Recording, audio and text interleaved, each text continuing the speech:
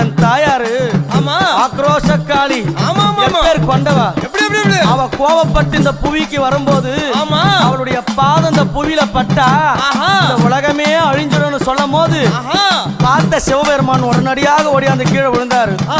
அவளுடைய திருமேனியான பாதம் சிவனுடைய மேல படணும். அவன் கோபம் தெளினு கீழே இருக்கிற கணவனும் தெரிஞ்சு கூட எங்க அம்மா அவ கட்டி நல்ல அம்மா கணவனைய அவ கட்டிய கட்டிய கணவனைய அவ காலால காலால மேதித்தவளா அவ கட்டிய அம்மா கணவனைய அவ காலால அம்மா மேதித்தவளா அவ புலித்தோளாட காரியா அவ சில வளர்ந்த புங்கா